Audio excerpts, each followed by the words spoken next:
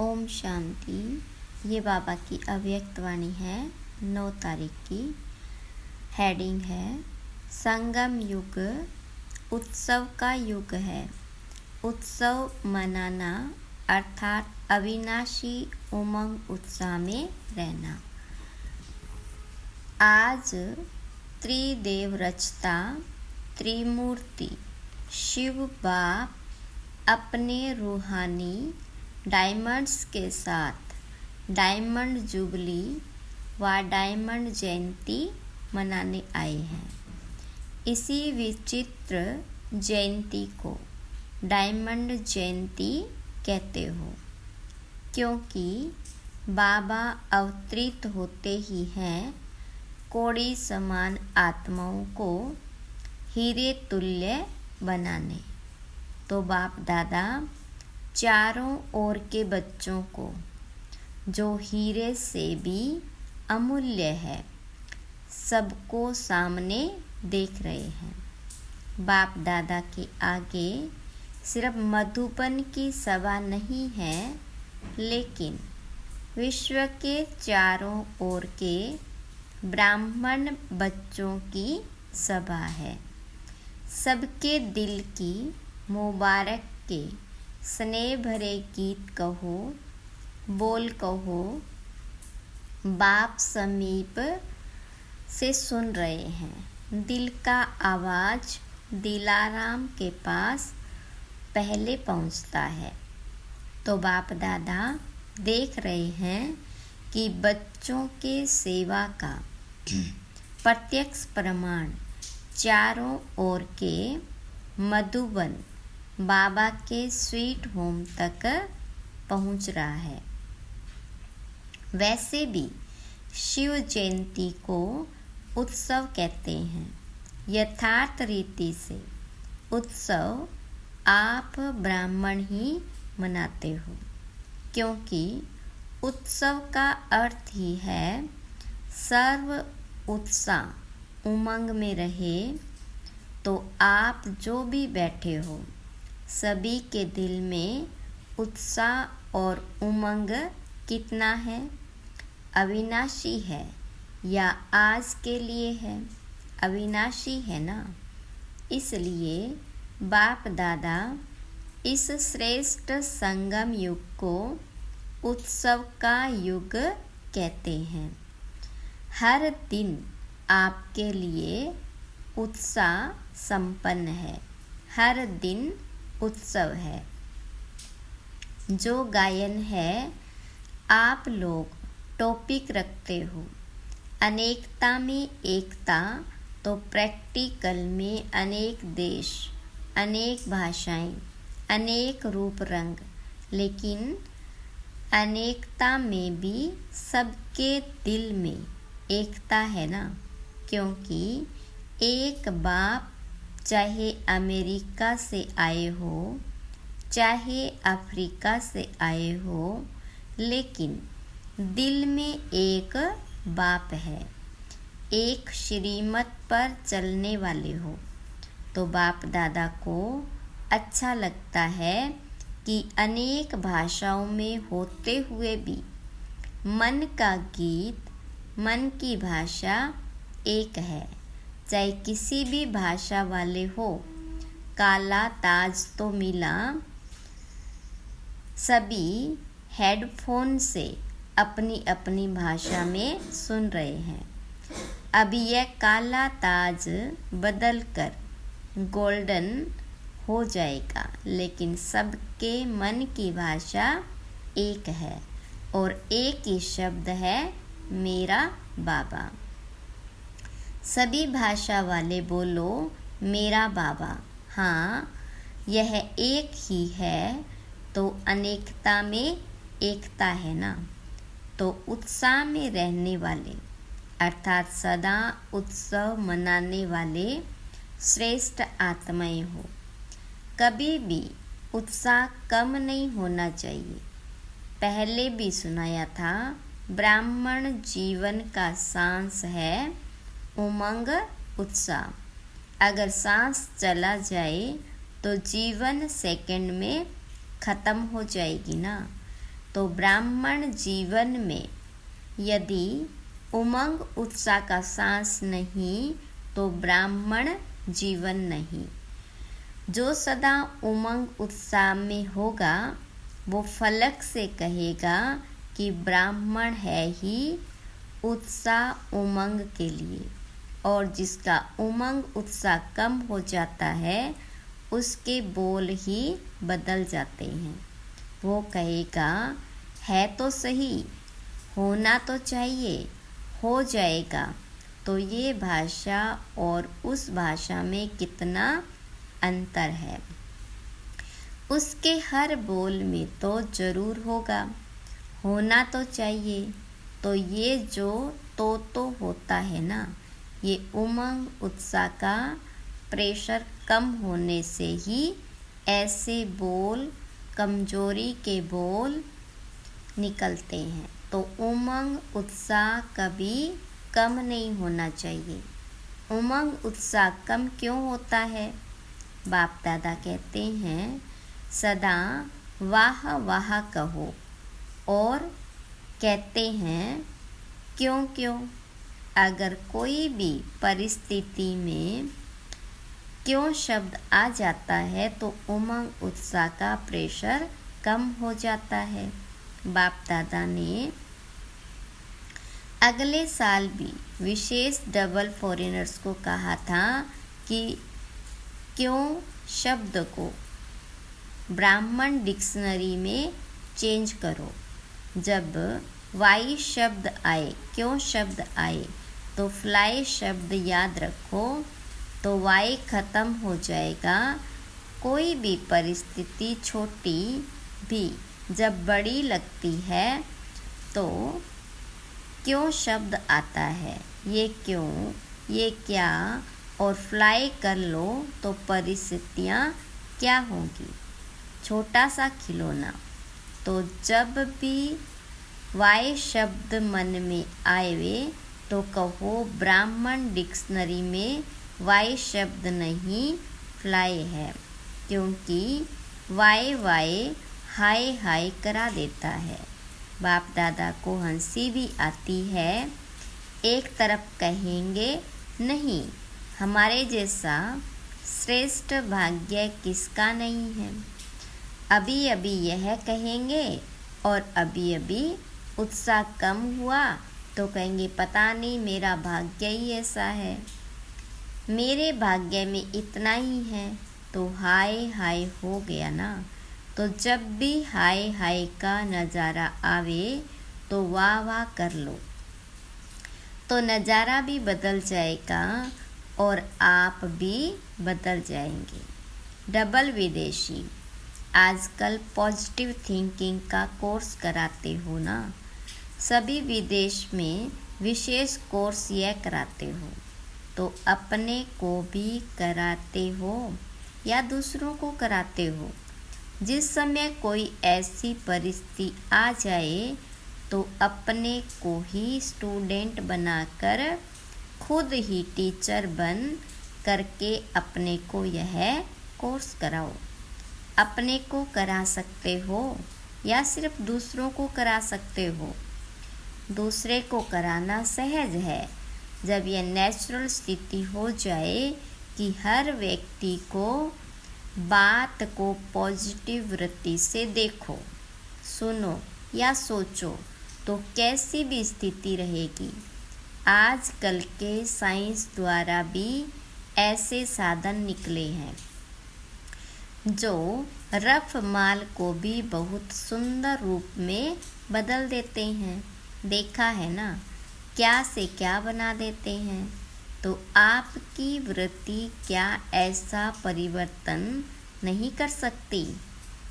आवे नेगेटिव रूप में, लेकिन आप नेगेटिव को पॉजिटिव वृत्ति से बदल दो।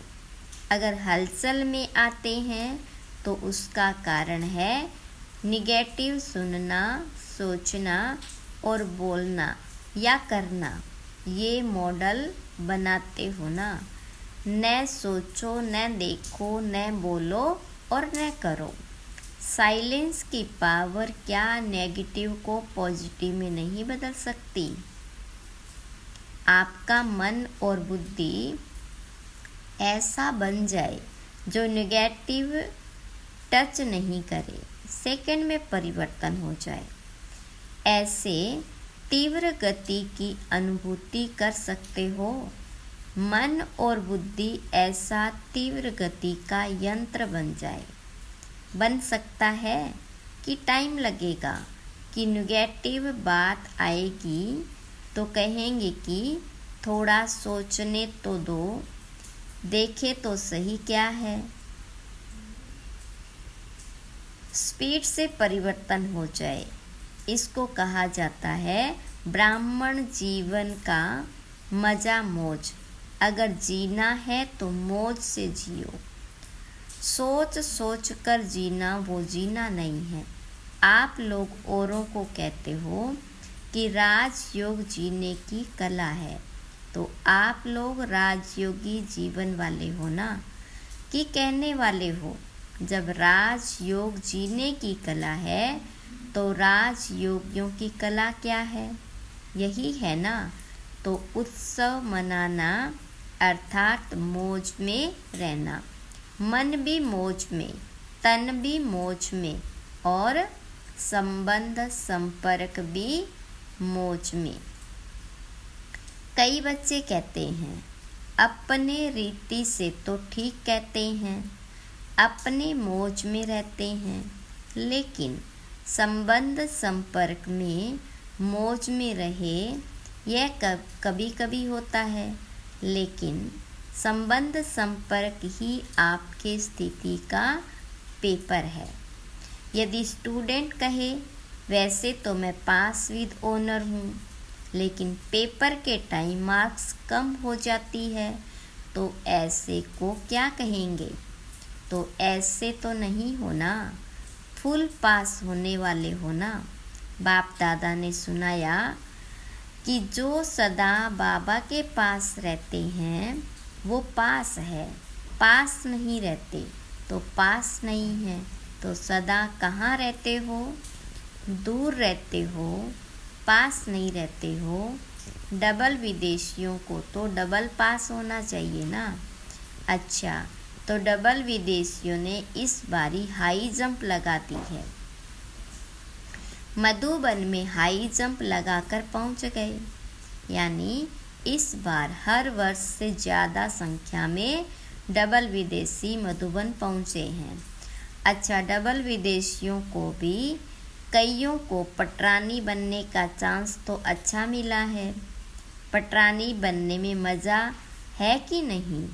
आप लोगों की तो अटैची इतनी है जो उस पर भी सो सकते हैं, क्योंकि एक बड़ी लाते हैं, एक छोटी लाते हैं, तो छोटी को तकिया बनाओ, जगह बच जाएगी ना।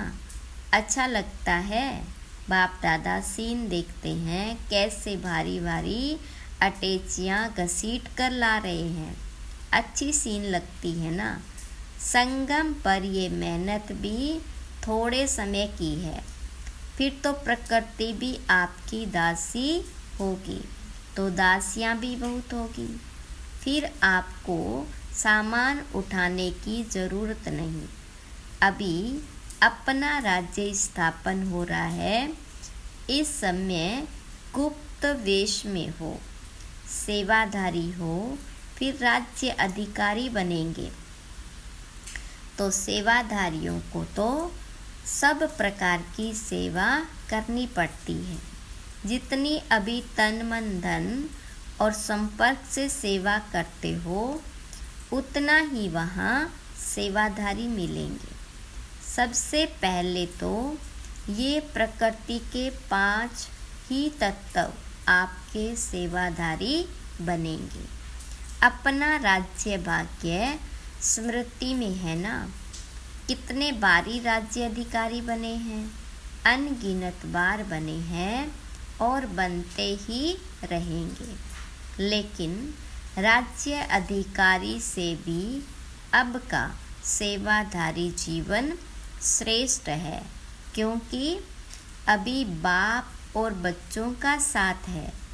चाहे किसी भी प्रकार की सेवा है, लेकिन सेवा का प्रत्यक्ष फल अभी मिलता है। बाप का स्नेह, सहयोग और बाप द्वारा मिले हुए खजाने प्रत्यक्ष फल के रूप में मिलते हैं। जब भी कोई विशेष सेवा करते हो और युक्ति युक्त सेवा करते हो तो कितनी खुशी होती है। उस समय के चेहरे का फोटो निकालो तो कैसा होता है।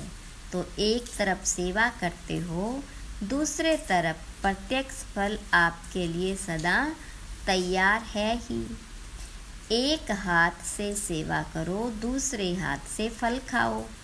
ऐसे अनुभव होता है कि सेवा में बड़ी मेहनत है। सेवा में हलचल होती है ना, या नहीं? कभी कभी होती है। ये हलचल ही परिपक्व बनाती है, अनुभवी बनाती है। हलचल में इसलिए आते हो जो सिर्फ वर्तमान को देखते हो, लेकिन वर्तमान में छिपा हुआ भविष्य जो है वो स्पष्ट नहीं दिखाई देता, इसलिए हलचल में आ जाते हैं। कोई भी बड़े से बड़ी नाजुक परिस्थिति वास्तव में आगे के लिए बहुत बड़ा पाठ पढ़ाती है। परिस्थिति नहीं है, लेकिन वह आपकी टीचर है। उस नज़र से देखो कि इस परिस्थिति ने क्या पाठ पढ़ाया। इसको क्या कहा जाता है? नेगेटिव को पॉजिटिव में परिवर्तन करना। सिर्फ परिस्थिति को देखते हो तो घबरा जाते हो, और परिस्थिति माया द्वारा सदा नए नए रूप में आएगी। वैसे ही नहीं आएगी जिस रूप में आ चुकी है, उस रूप में नहीं आएगी, नए रूप में आएगी। तो उसमें घबरा जाते हैं।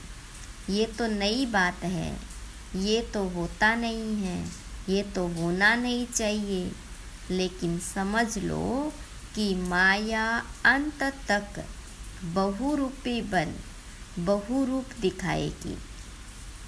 माया को बहुरूपी बनना बहुत जल्दी और अच्छा आता है।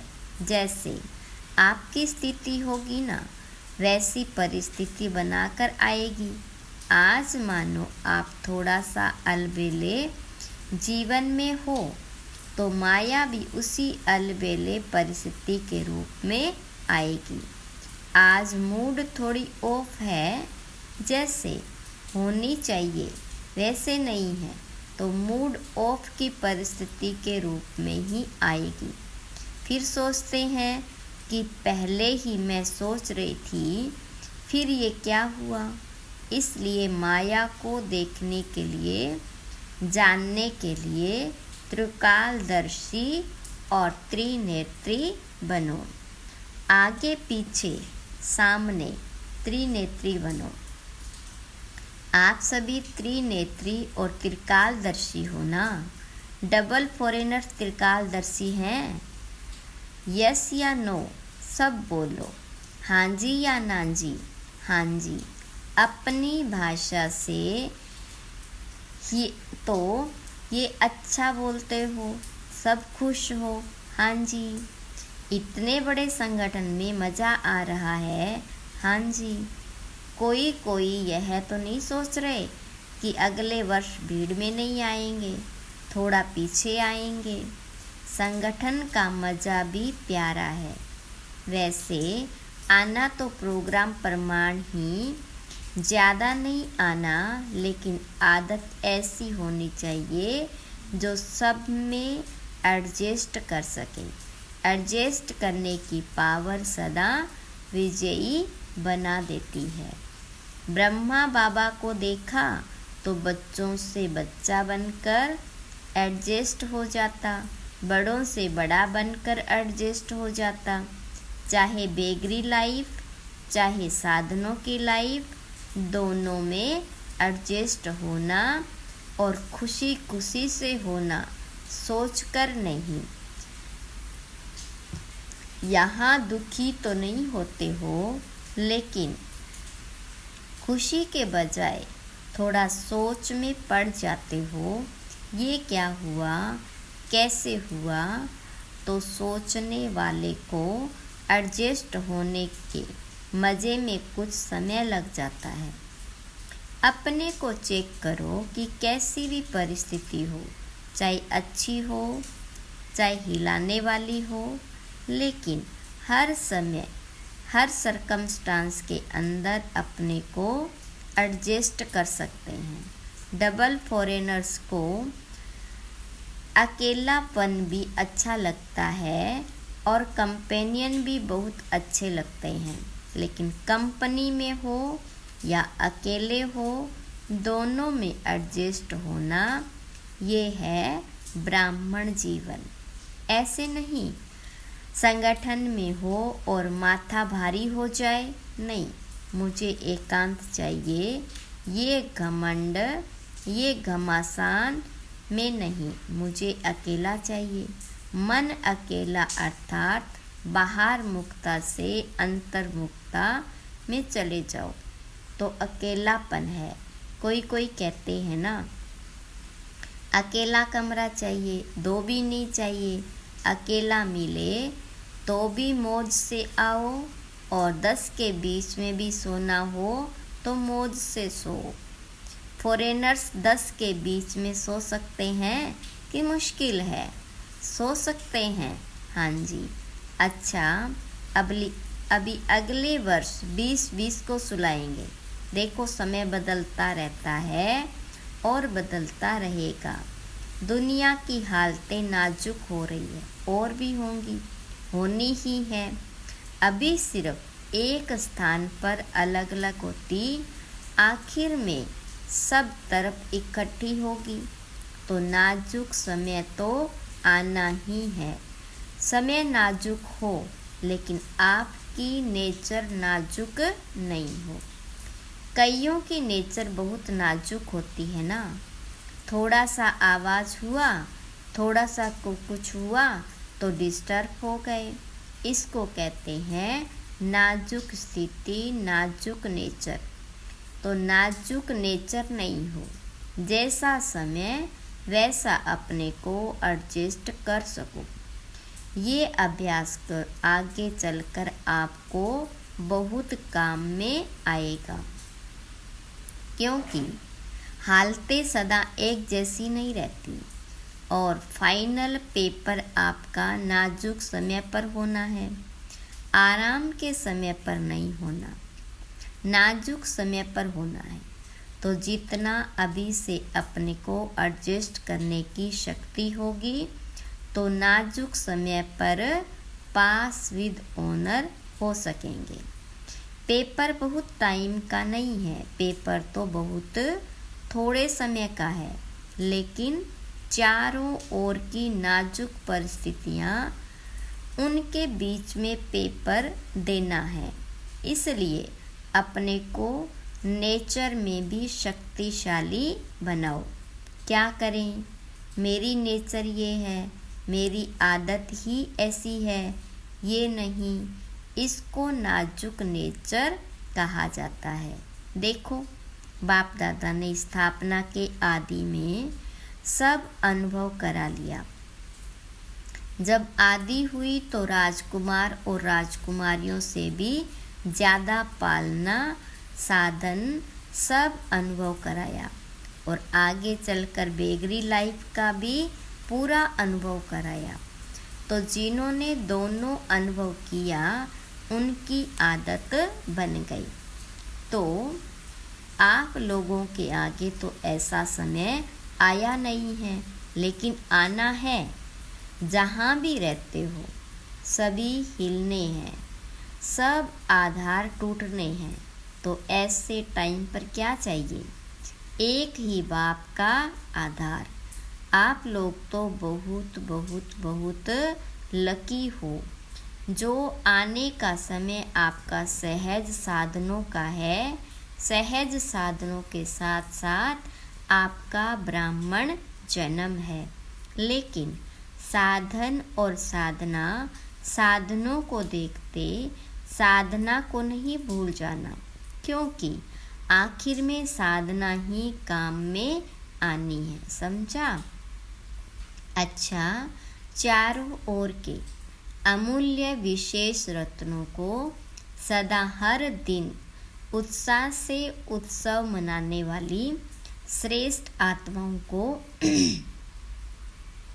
सदा स्वस्थिति और सेवा के उन्नति में बैलेंस रखने वाली ब्लेसिंग के अधिकारी आत्माओं को सदा परिस्थिति को सहज पार करने वाली ऐसे अचल अडोर महावीर आत्माओं को बाप दादा का याद प्यार और नमस्ते।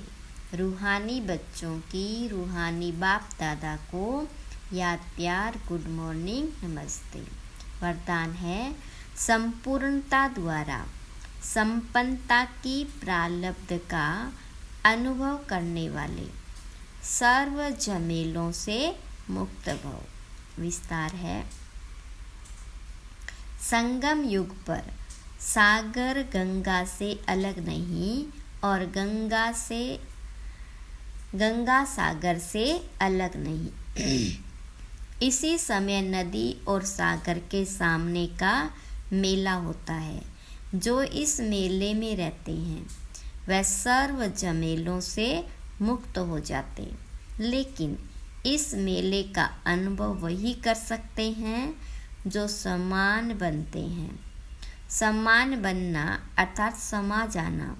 जो सदा स्नेह में समाये हुए हैं वह संपूर्णता और संपन्नता की प्रारब्ध का अनुभव करते हैं। उन्हें कोई भी अल्पकाल के प्रारब्ध की इच्छा नहीं रहती। स्लोगन, सदा एक बाबा के श्रेष्ठ संग में रहो तो होलीएस्ट और हाईएस्ट बन जाएंगे। ओम शांति।